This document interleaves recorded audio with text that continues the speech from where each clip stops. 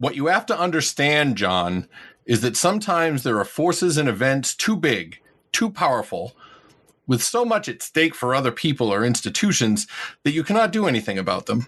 No matter how evil or wrong they are, and no matter how dedicated or sincere you are, or how much evidence you have. It is simply one of the hard facts of life you have to face. You've done your part. You've tried to expose the evil and wrongdoing. It has hurt you terribly, but it has not killed you up to this point. I am telling you, get out of this before it does. Sometimes things are just too big for us to deal with, and we have to step aside and let history take its course. For you, John, this is one of those times. I'm Acadia Einstein, and this is Strangeful Things. Sheltering in place is not advised, as your survival cannot be ensured in that scenario. Love has practically caused me to just get you destroyed.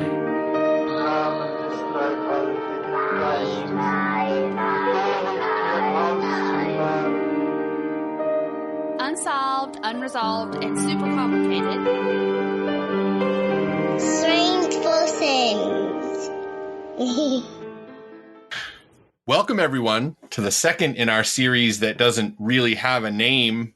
I'm not sure what a catchy name would be. Maybe Kid Diddling Nation? Ugh. That might be more accurate than catchy.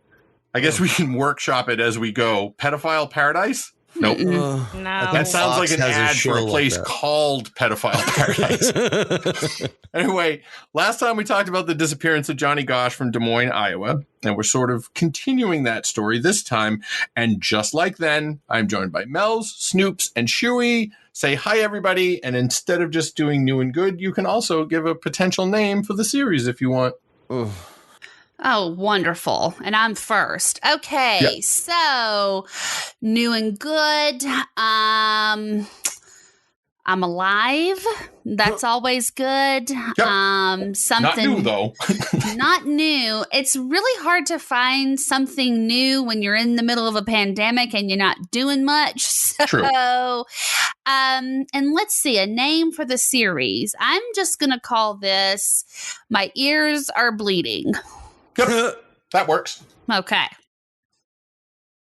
All right, new and good. I remember you don't have to remind me, Akidia. So, Nice. Because we're in a pandemic and there's nothing to do, I ordered a new subscription box and I'm so excited. It is, are you ready?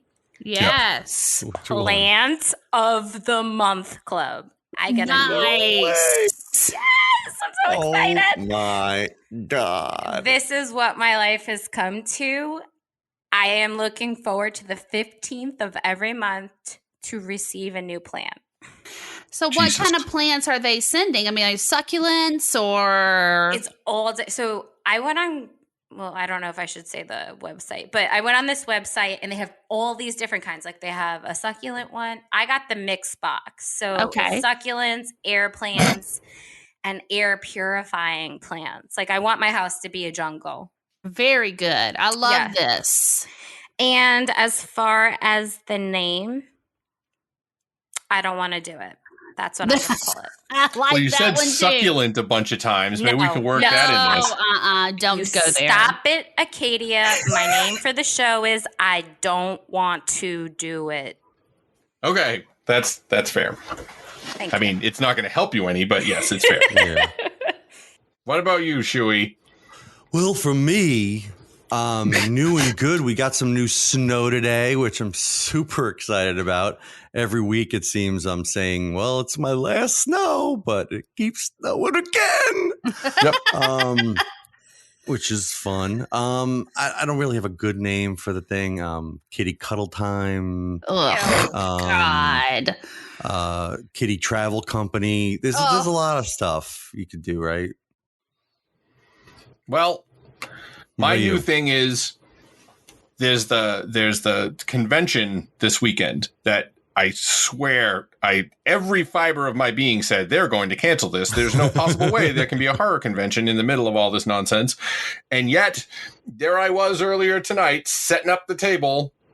And since I have my mask that I wear when I go to the shows, I can't wear masks that go over my ears because my ears are inside the mask. Oh, no. So I got one of those things that goes on the back of your head with the little buttons on it. Oh, yeah. So that's my new, and it's also good. I mean, I haven't tried it. I just assume it works. But that's my new and good. And name wise, I think, honestly, I think we're not going to be able to do the name of this series until the end of it with the big coup de grace part. Yeah. So I guess we'll just have to wait and see. But they go together. Like, this is the second part. So when we find out QAnon was real and they've actually arrested all those people, I gave it up. Fuck. The sad part about that is that not only did you ruin it, you also didn't read the script. So you just randomly ruined it. Did I? No. All right. Well, damn. Before we get into all the wild shit that 1980s Nebraska has to offer, college let football? me give you some. Yeah. No. I'm going to give you some info on the quote that I did in the open. The person who said those words was ex-CIA chief Bill Colby. Now, Colby was career CIA. He started in the OSS, which was in World War II. That was the precursor to the CIA. He eventually became the boss of the CIA in 1973, but Gerald Ford replaced him with Poppy Bush. That's old man George H. Walker Bush in 1977. I mention this because his lofty position and his career in the CIA would make him somewhat of an authority on the subject of sometimes things are just too big for us to deal with and we have to step aside and let history take its course, unquote. Also, don't get me started on Poppy Bush, because that fucker died with more shady shit in his head than anyone. I swear, pound for pound, that guy had more fucking secrets in his head than anyone on this planet. Amen. Yeah. Probably, yeah. But I digress. The only thing don't that the do that. Colby quote, well, the Colby quote has one thing going against it. It was told to John Decamp, who is sort of the main narrator of the whole Franklin thing. He wrote the book, The Franklin Coverup, which was one of our sources. And before he died in 2017, Decamp was a lot of things. He was a decorated soldier in Vietnam, rising to the rank of captain. He was actually instrumental in evacuating over 2,500 Vietnamese babies to safety in a thing that was called Operation Baby Lift, which in a different context would be a terrible name. That could be a name for the show. Yeah, that's actually, yes. Operation Baby Lift 2. We don't put them back down. No, all right. And he was also an aide. This John Decamp guy was an aide to William Colby, who was deputy ambassador to Vietnam when Decamp was assigned to him. So that's how they knew each other. Now, Decamp also served in the Nebraska legislature as a senator for 4 terms. Now, that sounds like senator, but to be fair, all the legislators in Nebraska are senators because they abolished the House of Representatives in 1934. Like, so they don't have 2 branches of the legislature. They just have one. Oh, really? They just have the checks, not the balances. Yeah, Yes. I guess so. And they're the only state that's like that. Yeah. Wow. So the other thing Decamp might have been is completely off his fucking rocker. I happen to have insider knowledge about this man from someone who was in the 1990s legal scene in Omaha. And according to him, everybody made fun of Decamp because he was a nutball and nobody took him seriously and he was a big joke. Are you talking about Dog? I am 100% talking about Dog. Wait a minute. You got a friend named Dog? Well, obviously that's not his name, like his whole name. You know, I'm assuming that, Acadia wants to keep his true identity a secret, So we have to protect our sources. Oh, so much journalism going on around here. Yes. But we're journalizing Right, this time. Damn right. Now, to properly tell this story, there are a lot of places that one can start, but I think it's probably a good idea if I begin with the weird story of the conspiracy of silence. Now, Stoops, why don't you give us the overview of what happened with that? All right. So this is a really cool little documentary, but not to be confused with the 2004 documentary by the same name, which was about priests and celibacy. The Conspiracy of Silence we're talking about is this documentary that was supposed to air on the Discovery Channel on Tuesday, May 3rd, 1994. It was slotted in there, everything. It was listed in the TV guide for that week, but it was pulled. So they didn't show it? Nope. And supposedly... You know what? I'm very glad you said supposedly, because we have to talk about sources for this episode and the next episode too, because there's going to be a lot of crazy shit flying around. And as far as I'm concerned, we have 3 levels of truth in this story, and your documentary thing, Snoops, covers 2 of the 3. Yep. Level 1 is stuff that we know happened because it's been independently corroborated. It would also apply to the court transcripts and testimony and shit like that. We know that this documentary was made and that it was not shown on the Discovery Channel. Level 2 is stuff somebody said, but we can't prove, which also kind of fits with court transcripts because people can lie in court. Yeah, right. But we know that it was actually said. So level 2 is stuff that somebody said, but we can't prove it. Like, according to Tim Tate, who worked on the documentary, after they sent the rough cut to Discovery, they were told that the network was pulling the plug. According to Tate, quote, "The only explanation we ever got from Discovery was that," and I quote, "we seem to have gotten into an investigative area inconsistent with the Discovery mission statement." Now, level 3 is something that we've seen written down a bunch of places that we can't prove at all, like the thing about the show already being listed in the TV guide. Unless I find a copy of that TV guide, and I looked, and I can't find it. I could find the cover, but that didn't help. I'm not going to believe it. Who's on it? Actually, I did see it. So you saw the listing? Yes. I'll find it. I'll send it to you. Well, I mean, I got to believe Snoops. I mean, what level is that I just said I saw it? If you saw it, then it's level 1. I did. Okay. So then a deal. Tate also said a deal was cut with Yorkshire Television, which was the company in England that made the documentary, by which Discovery picked up the tab for the film, which was approximately $250,000, and handed the rights to it back to Yorkshire on the strict proviso that no mention was ever to be made of Discovery's previous involvement. And he thought that was weird because since the film had been in Discovery's published schedule, this seemed absurd. So maybe it's true. I don't know. But tell the thing about the level 3 piece of information about the pressure to pull the show, Snoops.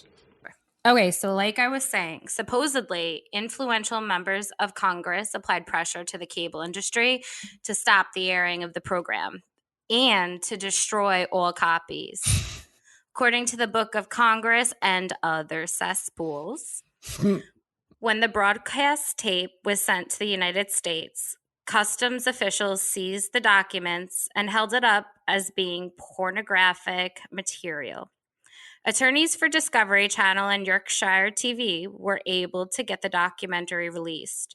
Then, the lawyers went through the film for months, making this or that change or deletion so that the documentary ultimately advertised to be shown on the Discovery Channel on May 3rd, 1994, would survive any claims of libel or slander that any of the individuals identified in the documentary might attempt to bring. The lawyers had cleared the documentary for broadcast. During the several months that the documentary was being prepared and advertised for showing, major legislation impacting the entire future of the cable TV industry was being debated on Capitol Hill. Legislation, which the industry opposed, was under debate for placing controls on the industry and the contents of what could be shown. Messages were delivered in no uncertain terms from key politicians involved in the cable TV battle. that if the conspiracy of silence were shown on the Discovery Channel as planned, then the industry would probably lose the debate. An agreement was reached.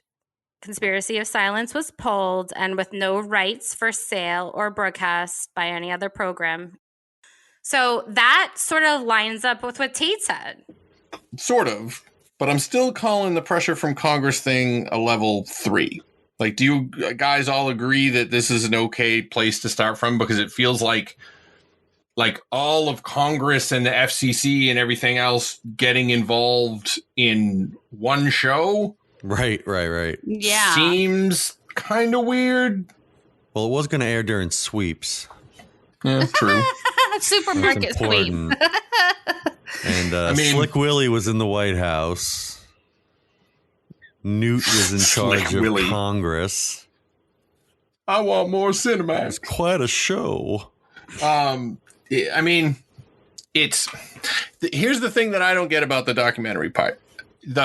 According to Tate, he was in the editing room working on it when the boss came in and said, well, they're not showing it now. Right. But I don't know how far in advance they printed the TV guide, but wouldn't you think that if it was already in the TV guide, that it was like the show should have been done? Right. I never thought of that because it had to be printed up that it was done and ready to be aired. Right. And so Acadia and I actually found it and watched it. It is a very rough cut. Like the audio is terrible. It's hard to watch because it's hard to hear a lot of the stuff too. It was no way ready for publication. Yeah. And like, you know how in every show they like show an establishing shot of the like city skyline when they move from place to place and everything like that? Right. It would just have a thing on the screen that said, insert picture of skyline. Oh, man. But those things would print pretty like significally ahead of time, but it wouldn't. I think even, it's it like wouldn't be the like month. I think it's a month weekly, ahead of time. right? I don't. Yeah. Back then, especially too, back in like the 80s and 90s, like it wasn't like it was something you would pick up for like the latest. I'm trying to remember because my grandfather used to use them all the time, and he would like highlight the shows that he was going to watch. No, Texas Walker Ranger. He loved it. Did you just say Texas Walker Ranger? It's Walker Texas Did you just say Texas Walker Ranger? What the fuck kind of Nana thing is that? That was a show that we got on my antenna at Possum TV, okay? And it was good, all right? I loved watching Texas Walker Ranger with Poppy. Sweet Jesus. He'd be sitting in his rocking chair with his cowboy boots on. He would. Aw. Laying on the couch. And if you're not members of the Patreon, then you're not going to know about the story of Mel's sitting in her playpen made out of old window screens boxing a chicken. So there's a little plug for the Patreon. So we recorded that just before this. That's why it was fresh in my mind. I can't help that I was raised in the deep South. What do you want me to do? Nothing. I didn't think the South went that deep. You have the same. You have the same problem that I have in that my wife told me years ago, stop telling anecdotes about when you were a child because all your stories are sad. I know, right? Like, yeah, me too. Every time I release new information, it just keeps going downhill for me. It does. I mean, I can't help it that our front porch, the spindles or whatever you want to call it, were so far apart that I fell through one day and hurt myself. And then my dad took chicken coop and just put it around the porch. So if I did try to fall through, I would just land into the chicken coop. So let's get on back to what we were talking about here. Okay? If you want more shit like that, become a Patreon. Okay? Yeah. I can't tell if I'm laughing or crying. You're bringing us out of the free swim, by the way, Mel. The chicken coop is still there to this day, and it's been 40 years. So let's continue. Not much changes in South Georgia. You got to bring us out of this free swim, Mel. So anyway, the whole documentary thing has got me like my head spinning because I kind of am interested. I want to see the rough cut of it. Well, honestly, I didn't want to retype all the stuff that Snoops already did. So I'm just going to tell you the story, and you can interrupt and ask questions as we go. Like this right is the now? whole story, And I interrupt you now? Yeah. You basically just said I was useless. No, he didn't. No, I said the opposite. What are you talking about? I don't want to retype all the stuff that Snoops already did, so I'm going to tell you the story, which is what you wrote. Okay, got it. Oh. Holy crap. It's always opposite day with her. I'm so sensitive. He always thinks the opposite of what you're saying. I always think everybody's mad at me. I always... Well, I wasn't before, but now I definitely am. Now I want to kill you. Do not say you're mad at me. I won't sleep tonight. No, once you get your plants, you'll be so much happier and you won't feel the pain anymore. My plan is that you're not going to be able to sleep because of the things that you're going to learn in this episode. All right. I already know the things. So. Yeah, she knows them. Oh, you don't know all of them, sister. Okay. This is not the whole story, not even close. And if you listen closely, you will hear a name that should be familiar from the last episode. Santa Claus. First, we're going to talk about Lawrence King, or Larry King. Larry King. R.I.P. Yeah, well, he was serving a 15-year prison sentence for a multi-million-dollar fraud involving the Franklin Federal Credit Union. Oh, wait, not that Larry King. Yeah, no, he does not deserve to rest in any type of peace. No. So the credit union was in Omaha, Nebraska, and it was in a predominantly minority area of Omaha, and the credit union specialized in giving small loans to minority businesses. That was kind of the point of it. Mm-hmm. Larry King himself was a pretty big black dude, which I mentioned because that's the opposite of the other Larry King, who was a little tiny white dude. Yeah. And it seems pertinent. But it does. Honestly, the only way his race was a factor in any of the fucked up things he did was that he got pretty high up in the Republican Party. He even sang the national anthem at 2 different Republican national conventions. So I guess that's relatively high up. Anyway, the focus of the documentary is the aforementioned John Decamp, who's now a lawyer. He's attempting to uncover the truths of one of America's most secretive and horrific cover-ups. And Decamp says, it's a web of intrigue that starts out in Boys Town of Nebraska and spreads out like a spider web out to Washington, D.C., right up to the steps of the nation's capital, to the White House. Some of the nation's most respected, powerful, and richest business people of the United States of America. The centerpiece of this web is the youth of America for sex and drug dealing. This is the corruption of key institutions of the government who have the responsibility to make sure these things never happen. Yes. Decamp is not a subtle fellow. No. Not so much. Now, a children's charity by the name of Boys Town, founded outside Omaha in 1917 by Father Edward Flanagan, is granted the privileges of an incorporated town, a Catholic diocese. No, here we go. A Catholic diocese. Well, we'll get to that. Kind of, anyway.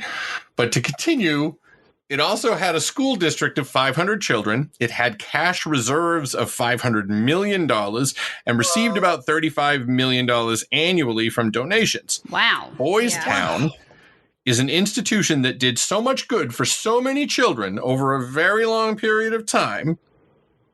Everybody loved it. But it became infected. Oh. And when an institution as a whole becomes a shopping center for abusers, the burden to expose, bring to justice, or in the very least clear up allegations falls on the authorities. This doesn't happen, and we witness a very sloppy cover-up. We need to dig in and ask what's going on. So, the point of the story pretty much is that John Decamp blames Larry King for the corruption of the Boys Town institution.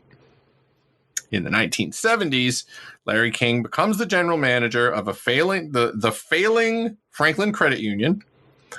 He used his connections to businessmen, charities, and government to place their money in the credit union. All this happens presumably while wearing bell bottoms and huge belt buckles because it was the 70s. Now, silk shirts. Yes, exactly. Now, that part is kind of run-of-the-mill and uncontroversial, but the next part, not so much. In 1979, King made connections in Boys Town, and many of the children worked for him on his various projects. These projects, and now I'm just saying this because this came from the term wild claims is going to come up a bunch of times as we go through this. So I'm going to put wild claims around this, and then we'll talk about the rest of it later. In 1979, King made connections in Boys Town, and many of the children worked for him on his various projects. These projects would lead to prostitution, sex rings, and using the impure boys to scout and solicit younger boys into the scene.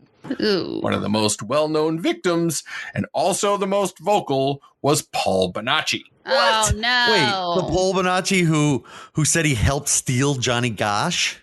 Man, you guys tie things together. That's right. Bam! The very same guy. In 1988, Nebraska's State Foster Care Review Board starts to look into allegations against Larry King. Well, to be honest, they looked into a lot of allegations, and I'm going to make sure that we get into them. Actually, we should do that now. Here's an example of some of the information that was received from a 15-year-old named Loretta Smith talking to authorities about her interactions with Larry King and the gross underworld of Omaha, dating back to when she was as young as 9 years old. All right, I quit. I'm out. This is an excerpt of what Loretta said after she had already been groomed into going to King's parties. Snoops. I hate you. All right. At least you have a reason. In order to get out of the house, she did begin going to the parties again, and they lasted for another 6 months. On one occasion, she threatened to tell her mother that the men were having sex with her and that they knew she was only 9. But the men indicated they would kill anyone who told about the activities. The men started taking the girls to what the men described as power meetings. Loretta advised she was 10 years old.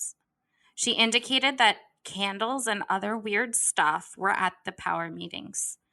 According to Loretta, one of the individuals on one occasion told the girls that the room was going to spin for a while, and it did, and she realized later it was the drugs that the men had given them. Ugh. Loretta advised that about 8 months later, she was put through her first test.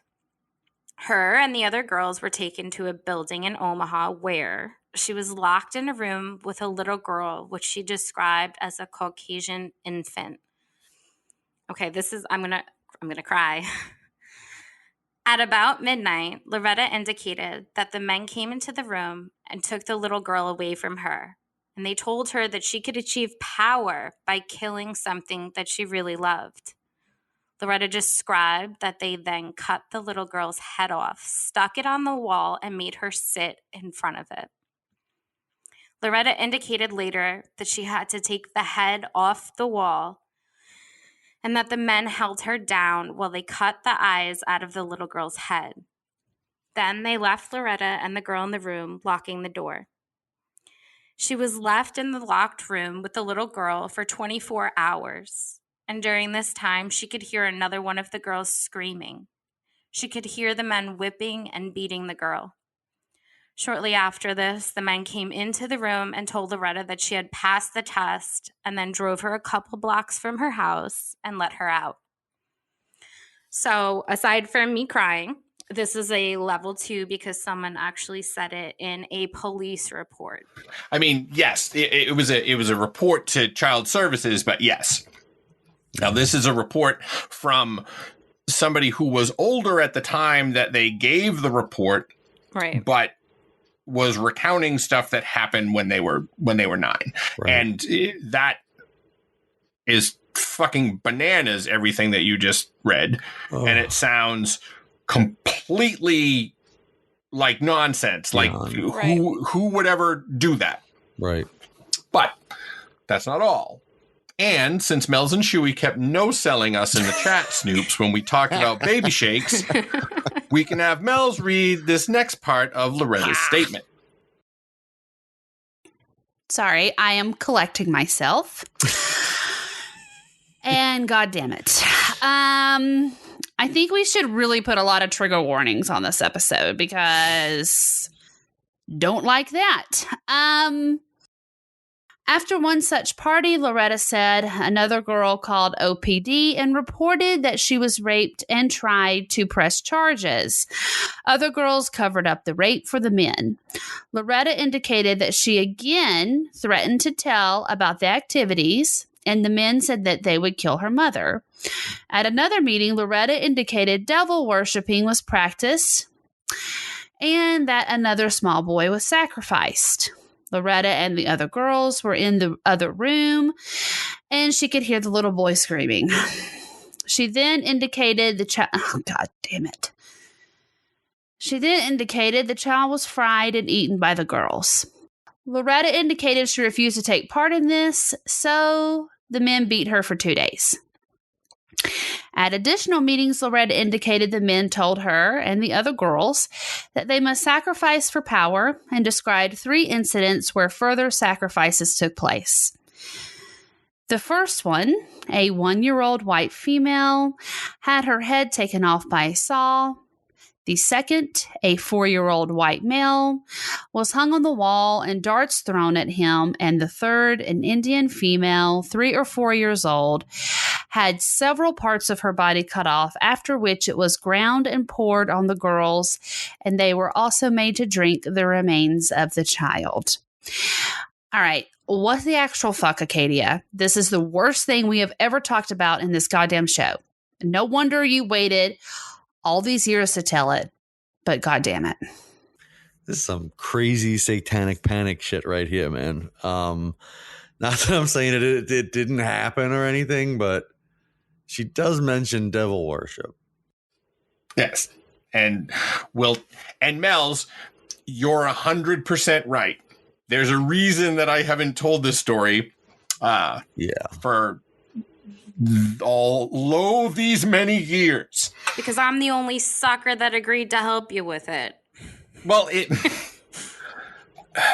for pulling in. But really, I'm the victim here because I've had all this stuff in my head for years and years and years and haven't told it.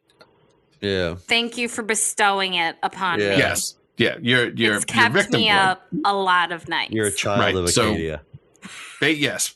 Basically, yes. Mel's, you're victim blaming. I'm the victim. Yeah. No. Anyway. And we'll touch on the satanic panic stuff in the last episode when we try to tie all this together. Now, as for the info that was gathered from Loretta, it was passed on to state authorities. And I should mention this following bit from Decamp's book regarding Loretta's story. To the expert eye of Foster Care Review Board Executive Director Carol Stitt, when she received the reports from Loretta's caseworkers, the girl's testimony appeared highly credible. Stitt explained before the state legislature's executive board on December 19th, 1988, one of the things that you want to keep in mind, as horrifying as this is when you review it, this girl is very concrete about who was present at these homicides, what was happening, dates.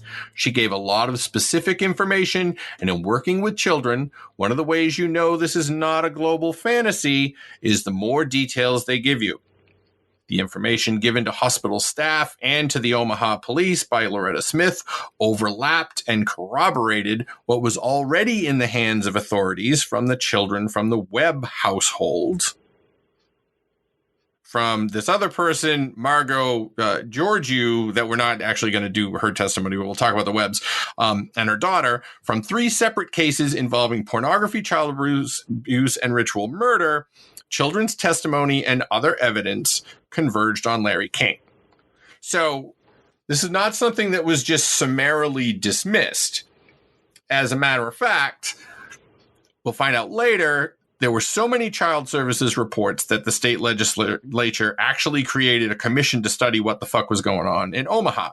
So how is everybody feeling so far? I'm utterly disgusted.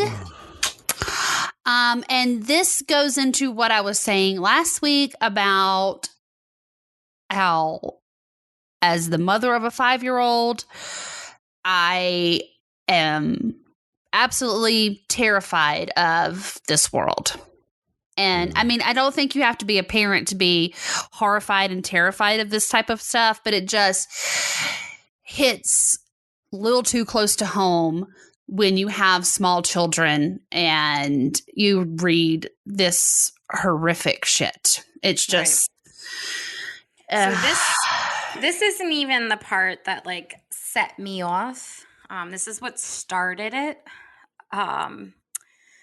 I think because some of it is so crazy out there, and like we kind of touched upon the satanic panic, you know, the human in you wants to not believe it, right? Because who would do something like this? Right. But reading all of the testimony, like the court documents, the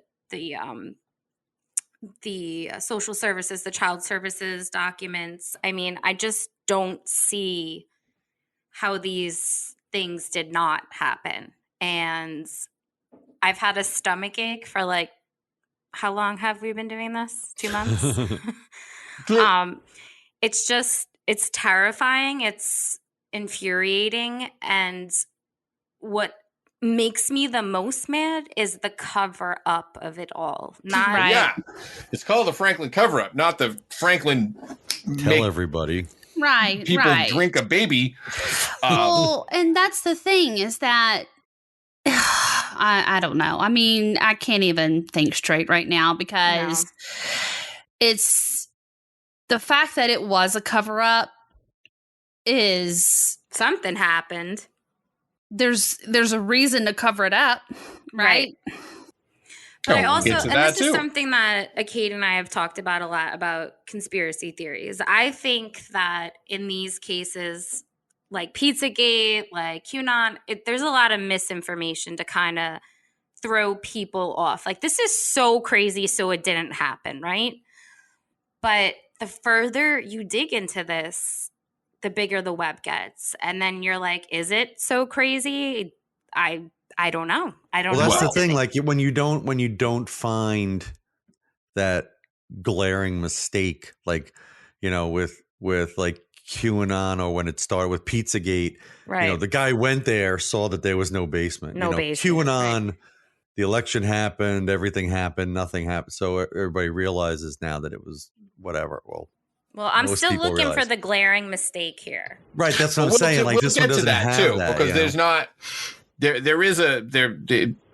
It's complicated. It's very complicated. Now, the gist of it is this.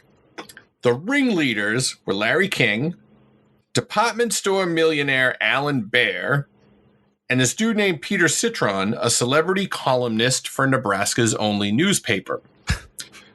The whole state had one newspaper. Kinda. I mean, it's the Omaha World Leader, I think it's called. Yeah. God. Oh, the abuse was widespread, but mainly consisted of hosting pedophile sex parties in which kids were bought, sold, abused, kidnapped, drugged, and videotaped in sexual situations.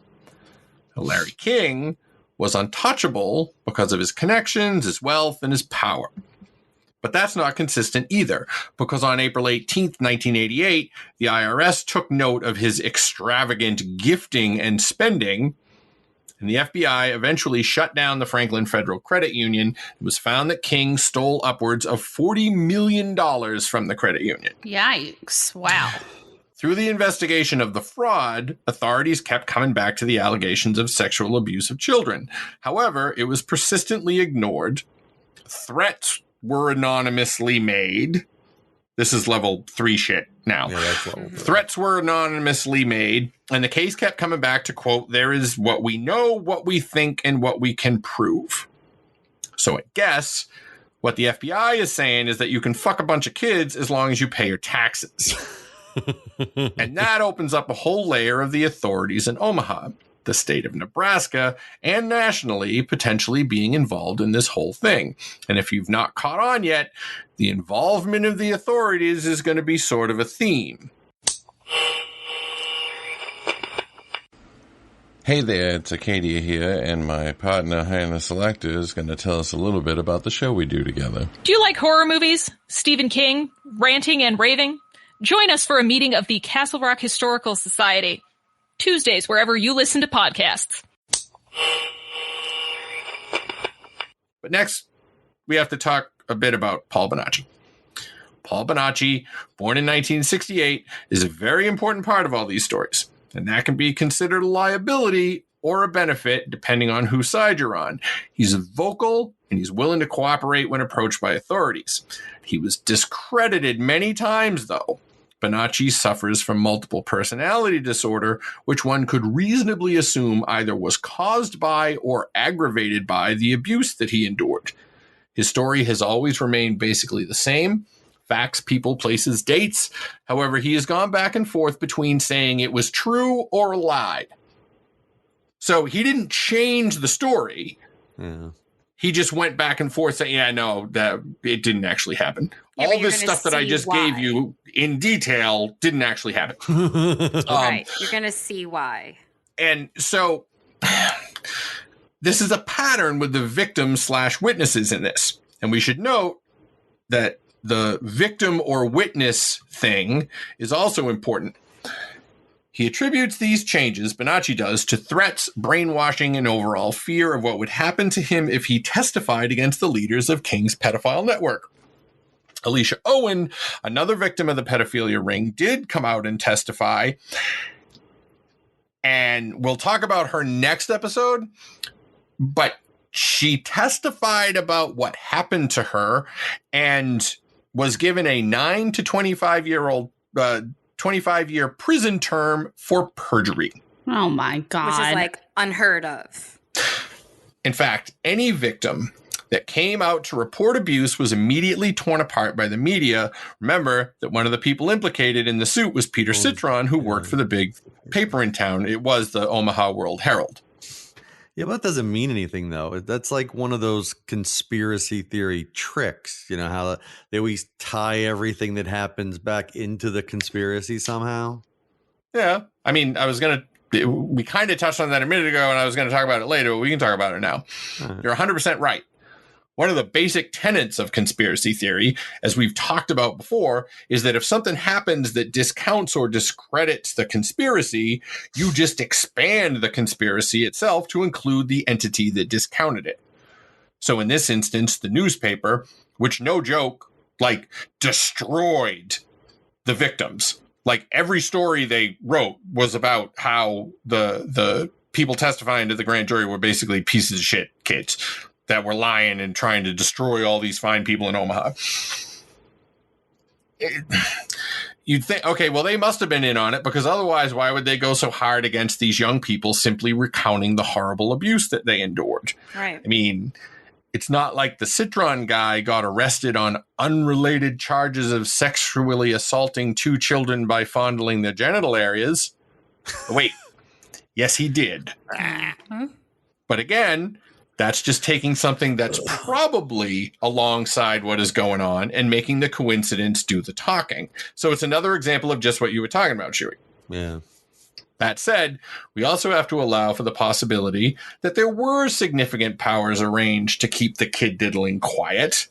Penn State, the Catholic Church, large municipal teachers' unions, all institutions exist to protect and perpetuate themselves. And it's not inconceivable to think that more than one circle of influence could be involved. As a matter of fact, I am pretty sure that no institution has ever publicly declared its love of kid diddling. What? What about NAMBLA? Checkmate. Checkmate. I'm not on NAMBLA's side. I don't even want to look them up to see what they actually believe because I don't want to get on a list unless what? Well, if you use the Opera web browser. Opera web. Yes, just listen. If you use the Netscape Navigator. If you use, I'm going to give you like serious. This is it. This in the middle of the show, folks. I'm going to give you a little tidbit. You download the Opera web browser. You can turn on their built-in VPN. It's just a part of the browser. It comes with it. So then, if you look up NAMBLA, then the feds or whatever will think that it's some pervert from Sweden doing it, and not you. So, I mean. There's probably better uses of their built-in VPN, but I still don't know how that constitutes a checkmate. Yeah, well, I'm thinking that checkmate might be my thing this season, so I'm going to try it out, and I'm just gonna yell it from time to time and see what happens. Let's go for it. That's fair. We'll throw that around. We'll see. The other thing, by the way, that the Opera web browser with its built-in VPN can do for you folks is that times are tough during the pandemic, and in your news feed, you're always getting stories from the New York Times and the Washington Post, but you can't read them because you got to pay. But you don't got to pay if you use the fucking Opera web browser with its built-in VPN because they think you're from Sweden. So you can read it for free. Interesting. Yep. So there you go. Now, you work for Opera now? I mean, I wish that they would sponsor us because I just said that you could steal newspaper articles and look at NAMBLA. Maybe they don't. So sponsor us. I don't know that you're targeting the audience that they're targeting. Not. So my overall point still stands, though. Being filled with pedophiles or even slightly burdened with a few pedophiles is not anything you want to have the general public know about your institution. So assuming that whatever benefit the pedophile offers outweighs the soul-crushing guilt of protecting that pedophile, pretty much anyone could become Joe Paterno. When Paterno died, he was 5'3". And I'll bet you he was at least 5'6" before he started protecting the pedophile, because the guilt will crush you. Bazinga. I like it. Now, before I go on, anybody want to discuss this whole big institution thing or make wild accusations that something is actually a pedophile ring? Like, I don't know, Redbox? Or if you push the right thing in Redbox, it just opens up and snatches you. And I just want to say, for anyone who might be younger and doesn't know what a Redbox is, that's where you used to go rent DVDs they were outside convenience stores, they were in Walmart. Before you had fast internet. And before Netflix. Yeah. Actually, this might have been around the Blockbuster and VHS. Yes, after VHS, Blockbuster, this could have been the same time as, get this, folks, this is wild, Netflix used to send you discs in the mail. Oh, I remember that. All right. Yeah, so if you were trying to watch a season of something, you had to send back the first 2 discs, wait 2 weeks to get the next 2 discs to watch the next 3 episodes. When you first signed up, you'd get everything in a day, and then it just got slower and slower. Exactly. I think the fascinating thing about that is, like, you can never shit on letter carriers ever because they didn't steal every DVD that they delivered. Like, you knew that's what it was. It said it was shaped like a DVD. You knew what Netflix was like. Yeah. So, by the way, I should point out, the odds of this not bleeding into another episode are hovering right around 0 at the moment. Yeah. I mean, we already knew that, but why are you doing this to me? I'm not doing it, Snoops. The truth is doing it. Yeah. We have more truth to uncover. But maybe we can jam everything into the last episode so it will only be one more, which we had already planned, but I'm not making any promises. Because we're coming up on an hour. All right. Anyways, everything we've learned so far, never mind how long the show is. It's extra. It's the same price, people. So everything we've learned so far has been a result of reports to child services. Well, not the Boys Town stuff yet, But the reason this even got raised as an issue was that kids were telling on their foster parents because said parents were renting the kids out to Larry King for gross sex parties. Ugh. And we already talked about how the lady said that Loretta's story was credible. But the story from Loretta was not the only thing they had. They also had complaints from kids in the care of Jarrett and Barbara Webb. In 1985, the Department of Social Services, or DSS, got a call saying there was all sorts of shit going on in the Webb house. We don't need all the details because I'm a beautiful person. But there were reports of physical abuses, like kids getting hit with something called a railroad prop. Mm-hmm. And I don't, like, they said it was like a piece of, I just know it wasn't a fucking pillow. So it was bad. And I need to have this next part read because it is going to key into a lot of shit. This is level 2, I guess, but I'm going to call it level 2 with a bullet. Because this girl, Nellie, was a foster kid of the Webbs, and this is part of her testimony. Larry King either called or sent invitations to Nellie, Kimberly, and Joey to attend parties at his home, which are held about every other week. This began about 2 years ago. Again, Nellie said the kids had no choice about whether or not they would attend. They were driven over to King's with Mr. and Mrs. Webb. Nellie and Kimberly said they talked with boys at these parties who said they were from Boys Town.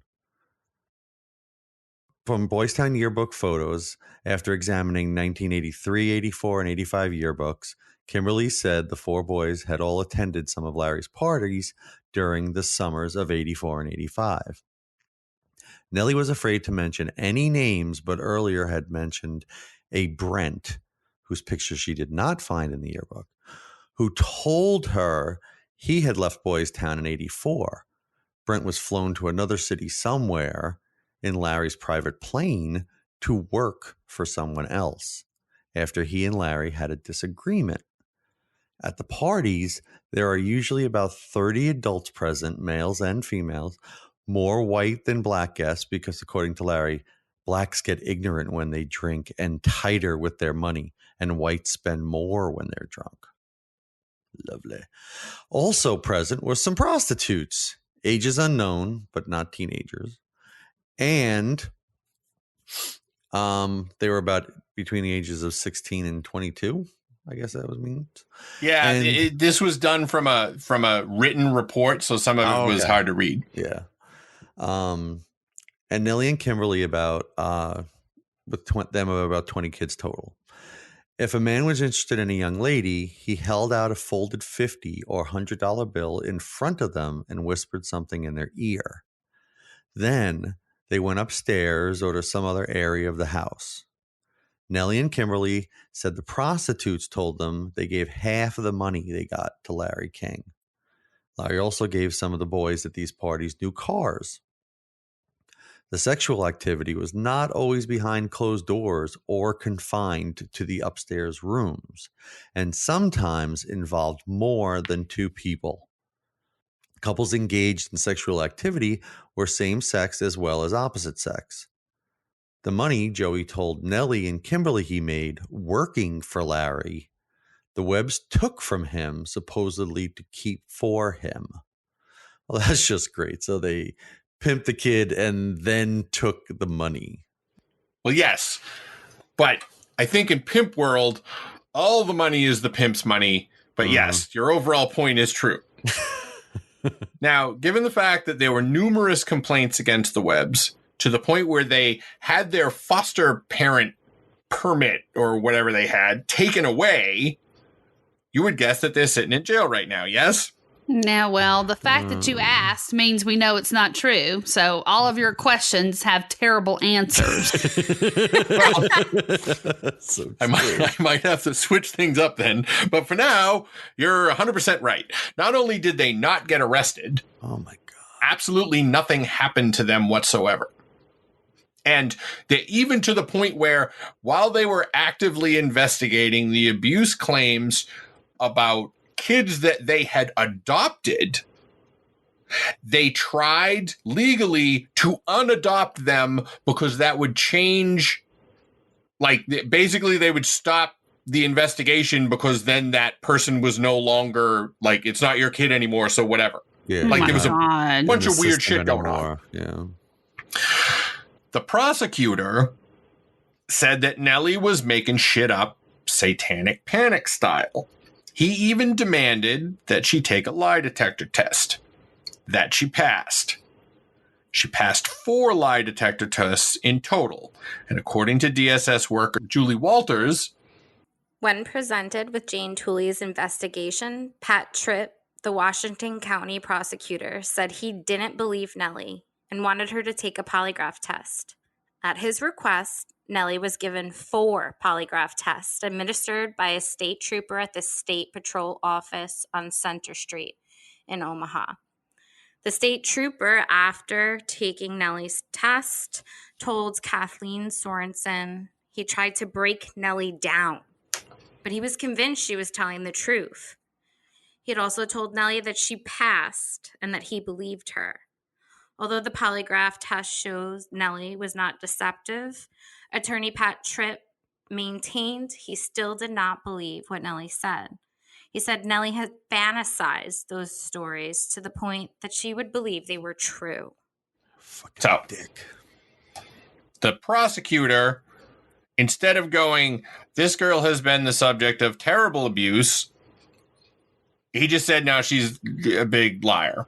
Yeah. Now, not only that, he said she was fantasizing about these things happening to her. Like, how sick is that? Yes, because you know what? I can't imagine any 15-year-old not doodling in their notebook about weird sex parties in strange apartments in Omaha while they're dotting their I's with fucking hearts and other shit that 15-year-old girls do. Right, and here's the other part of this. How were these kids describing what the house looked like? The different levels, the different rooms?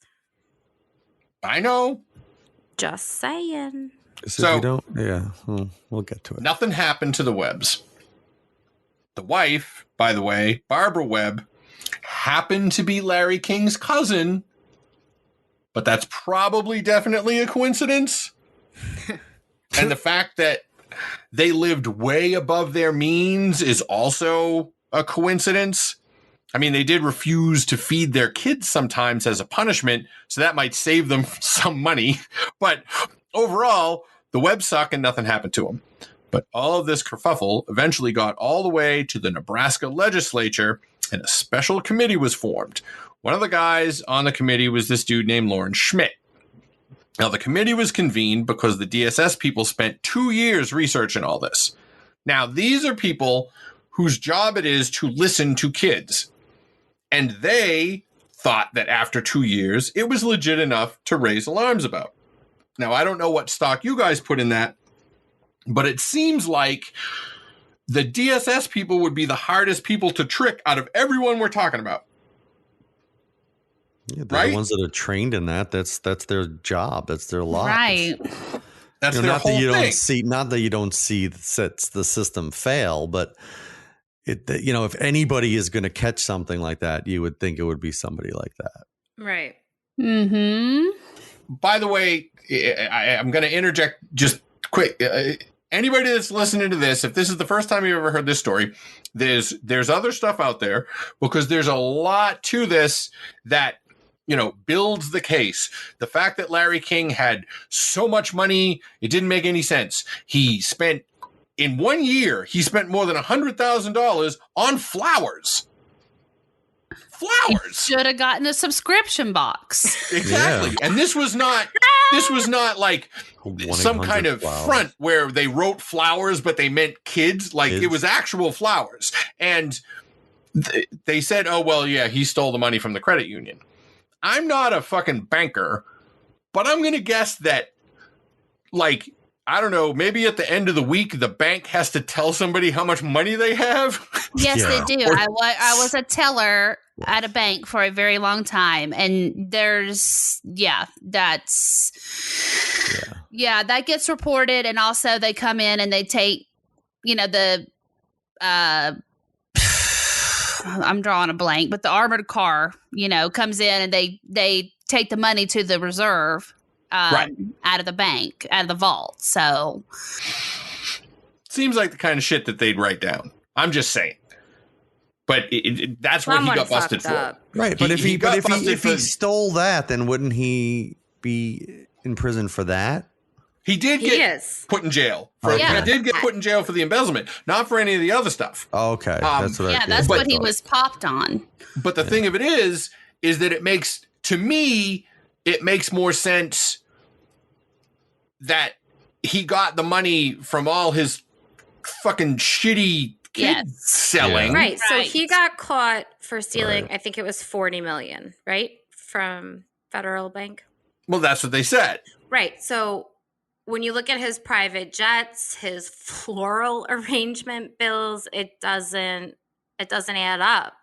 So where is the rest of this money coming from? Yeah, I just think that somebody, I don't know how you can be a bank, and I know a credit union is not technically a bank, but also I don't know how you get to, like, where are you at when you don't have 20 million that you thought you had? That seems like it would come up. You know what I mean? Yeah. I had jobs that, like, when they count the cash straw at the end, if you were out 2 pennies, that came out of your check. I was just about to say, like, we had to balance our drawers at the teller, 2 times a day. And if it didn't match up, you were in big trouble. Like, it wasn't just like, and this, like Snoop said, I mean, it could be 50 cents. It could be $1. I mean, something like that. And it's like, you're missing this money. Either find your mistake or replace the money that was in your till. Yep. Now, I mean, I'm sure that there's, rich people know how to steal better than poor people. Yeah. So they have, like, they're writing, like, fraud and whatever like that. But I have one other juicy tidbit that will be very important later. And this also came from Nellie. And it's not super gross, Mel's. Okay. Yeah. Thank you for that. Nellie also accompanied Mr. and Miss King and their son Prince on trips to Chicago, New York. Oh, okay. And Washington, D.C., beginning when she was 15 years old. She missed 22 days of school, almost totally due to these trips. Nellie was taken along on the pretense of being Prince's babysitter. Last year, she met VP George Bush and saw him again at one of the parties Larry gave while on a Washington, D.C. trip. At some of the parties, there are just men, as was the case at the party George Bush attended, older men and younger men in their early 20s. Nellie said she has seen sodomy committed at those parties. You lied. You said this wasn't gross. I said that's gross. At other parties during Larry's trips, Larry had local prostitutes in their 20s and 30s there to entertain his male guests. At these parties, Nellie said every guest had a bodyguard and she saw some of the men wearing guns. All guests had to produce a card, which was run through a machine to verify the guest was, in fact, who they said they were. And then each guest was frisked down before entering the party. All right, so George Bush, old man Bush, head of CIA Bush. Exactly. Checkmate. I am liking this, the checkmate thing, not the George Bush pervert stuff. All right, well, that is an important qualification and duly noted. So I should point out that this info comes from Decamp's book. And the fact that there are some things written in the same book does not mean that they all fit together. Because I really want everybody that's listening to us do this to understand that we are not just riding the wave of, I'm going to tell you all the stuff that happened in this book and you're going to be all freaked out and you're going to be outraged. There's plenty of that. But I want us to be better. So here's this thing. Nellie told the story about going to parties in Washington, D.C., and George Bush was there. Now, number one, we know that Nellie accused the Webbs of abuse. Number two, we know that Nellie passed 4 polygraphs regarding said abuse. 3, we know that she said she went to fuck parties with George Bush, based on Decamp's book. But 4, we do not know if the George Bush fuck parties were part of the polygraph. In fact, I'm very inclined to believe that it was not part of it, because there's no way some dingus prosecutor from Nebraska is going to try to set up a case against the vice president. Just don't want the listeners to think that we're crazy and are connecting things that are not actually connected. But that's like the premise of the entire episode, though. Without the crazy connections, what do we have? Evil Republican? Pfft, like, you can't find those. All right. That's one political joke. I held it to one, dude. One per episode seems fair. Held it to one. And it wasn't even one of my own. But I have not even started making crazy connections yet. Right. Actually, I've managed to talk about a lot of shit, but I didn't get to the actual cover-up part, or Paul Banachi, or what caused State Senator Lauren Schmidt to say, I was very disappointed with the way the FBI and law enforcement treated the victims. They, in fact, turned them into the offenders, so to speak. Instead of taking the evidence that was delivered to them by the victims and interrogating the persons who the victims identified, they seemed to bear down and try to get the victims to change their story. If this isn't the definition of systemic and institutional narcissism, what the hell is it? Or what caused Decamp, this is from the documentary that never aired, by the way, not the book. Decamp said, every victim witness who stepped forward in any way, or even was a potential witness that somebody heard about, has either been killed, put in jail under some theory or other, terrified, or run out of the state, discredited. Every perpetrator, even the convicted ones, have been treated as the conquering heroes. Obviously, the FBI was protecting something a lot more significant than a bunch of old pedophiles. They were protecting, in my opinion, some very prominent politicians, some very powerful and wealthy individuals associated with those politicians and the political system, up to and including the highest political people in this entire country. Now that, Shuey, is someone making a bunch of crazy connections. Yeah, that guy seems a bit excitable. Well, you ain't seen nothing yet. But you have seen the end of this episode, because this seems like a good place to leave off. Acadia, I don't know how much more of this I could take. Like, we're doing more than we thought. Now, Acadia doesn't care how much he hurts us. The truth needs to come out. There are plenty of other truths that could come out. It doesn't have to be about pedophiles. I feel like if you had kids, you would hate this as much as we would. I don't need to have kids to know that you aren't supposed to fucking make them sex slaves. Jesus. Although, I would not allow us to do any episodes on cat murder, which is why we are never going to do that fucker from Canada that 4chan caught, the Netflix documentary guy, Luca Magnotta. You didn't say that fucking guy. That fucking guy. Yeah, well, I should do a script on him just to spite you. That would be you falling for my clever way of tricking you into actually writing a script. Anyway. Just watch the documentary. Nobody can take any more fried baby this week. Oh. So, if you want to decompress and talk about something else for a minute, go ahead. Okay, I have something, actually. I've been waiting to decompress. Although I don't know if it's not exactly happy, but if I have to say this, if you are looking for something good to watch, might I suggest Judas and the Black Messiah? It is available on HBO Max. I want to see that, yeah. I watched it Monday, and I'm here to tell you that I never learned about Fred Hampton in school, which this should not be a big surprise. We don't learn about a lot of the things that we should be learning about when it comes to Black history.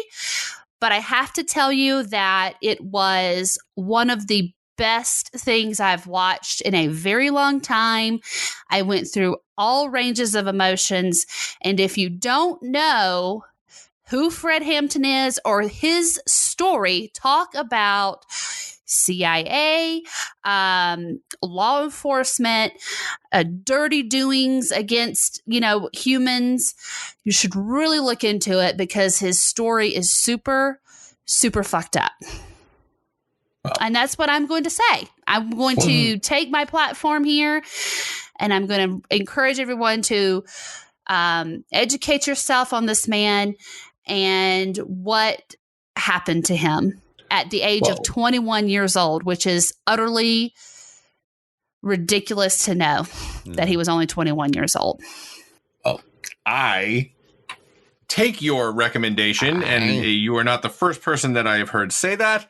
Also, I want to make a new category of story on the Strangeful site called Dirty Doings, because that seems like it would fit a lot of the things that we talk about. And if you have HBO Max, after you're done watching Judas and the Black Messiah, watch 30 Coins, even though it's subtitles, because it is top fucking notch horror. Ooh. Yeah. Okay. You'll love it. So I guess that's movie roundup at the end. I don't have anything crazy. I did give the first episode of Clarice a try. How's that? It's not terrible. The story's kind of, it's like, it's supposed to be a year later, and, you know, she's been just, you know, working like in the basement, basically just filing shit and filling out files since this, but she gets pulled in because the senator whose daughter she saved is in charge of some task force or some shit. I'm still watching Lost, if anyone. Yay! Hooray! Yeah. If anybody's listening to us from 2004. I really think that Matthew Fox has a future. I'm here for you guys. If you want to talk about it, let me know. All right. Well, that's enough decompressing now. Yeah, Snoop's dragging us back into the past.